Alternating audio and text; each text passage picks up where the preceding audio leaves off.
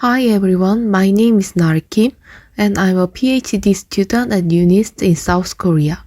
Today, I will introduce new research with Tuni. Many people live in a shared house for economic or social reasons, and they try to avoid conflict with each other to live in harmony. However, there are problems that are not easy to avoid. We make a lot of unintentional noise in our daily lives, and this noise can create conflict with others. In order to prevent harm to others with noise, we need to be aware of each other's sensitivity to noise. It can be helpful if we know whether the other person is currently sleeping or listening to music. Therefore, we choose to increase the visibility of information to raise awareness of each other's situation. In this way, we came up with an idea of sharing contextual information related to noise. Our research goals are as follows. We create a prototype Tuni that allows each housemate to share their noise level preference, and we want to investigate how this could support awareness of noise-related social context. Before designing Tuni, we conducted a literature review on related work. Visibility, awareness, and accountability of social context information are important for behaving appropriately in social situations. Typically, social cues are used for this purpose, such as leaving the door of office open to indicate availability. However, social cues can be misunderstanding, and understanding them often require immersion in a culture of a group. As a result, many studies have been conducted to develop interfaces that mediate different social mechanisms. Many previous studies suggested that sharing information through an interface could aid in understanding social context. Additionally, we reviewed studies on what information can be shared and how it can be presented. Based on this review, we explored how to design an interface to share noise-related context in shared house. For our research, we designed and implemented a device called Tuni. I will introduce Tuni's design process. Noise sensitivity differs between people. Thus, we found that users might need to present the objective noise level preference according to their context. To share objective noise level, we have chosen a range from 30 to 40 dB, which is the minimum indoor noise, to 19 to 100 dB, which is almost maximum indoor noise. And we explored in which space the physical interface could provide information most appropriately. Of such options, we choose each individual's room where their main personal activity takes place. And we came up with ideas to express the noise level preferences. We choose the position change interaction of physical node considering the persistence of information and the emphasis on change. As a result, we made 3 Tuni that could share noise level preferences by node position. So each of 3 housemates could use one.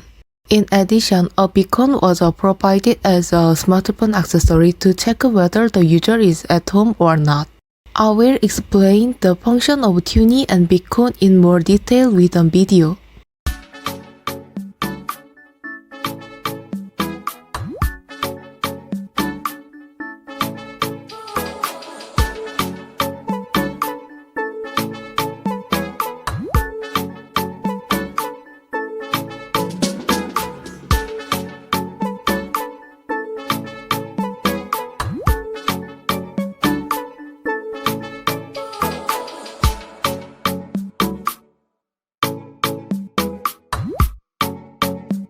Set a goal you control and the steps you take them.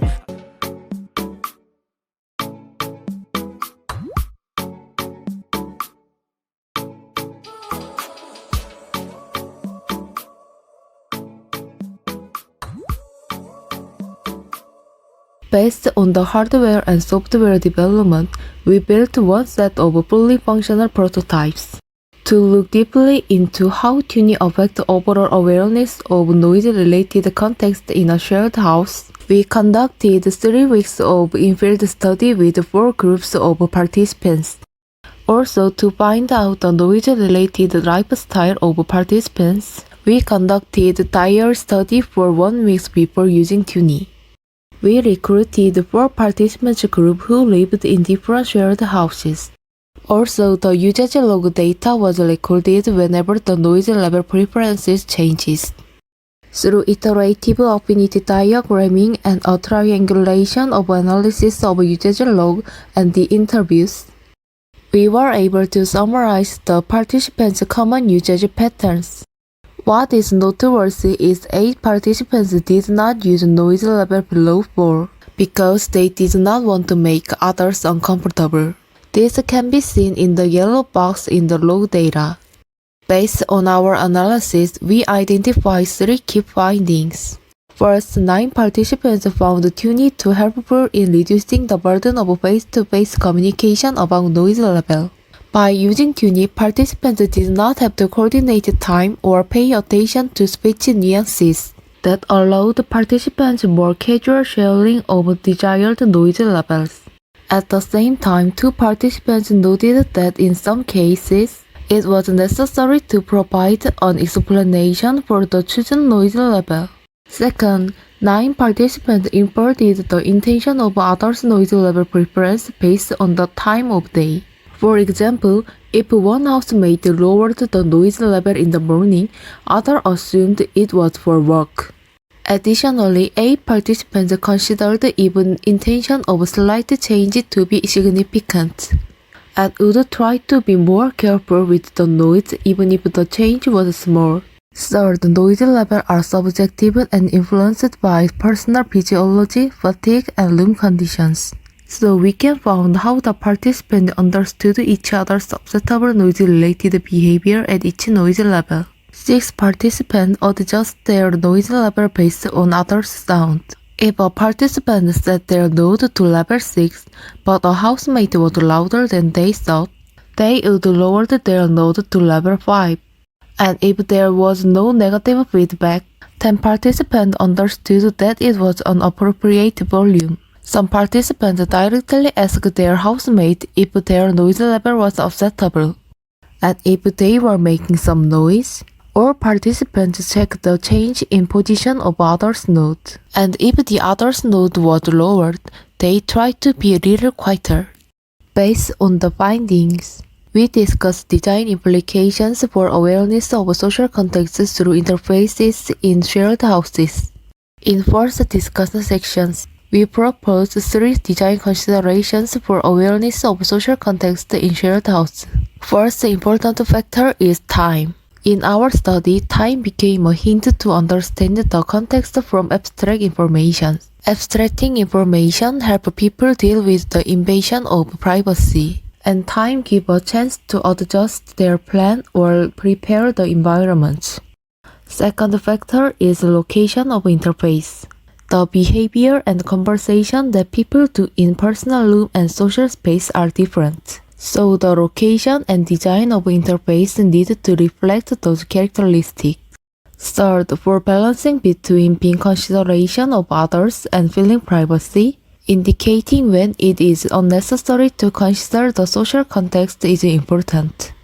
In second discussion section, we were able to identify 2 considerations for coordinating behavior through social systems in shared spaces. Through our finding, we were able to confirm that most of information shared by participants was considered important. However, some of information was open to negotiation.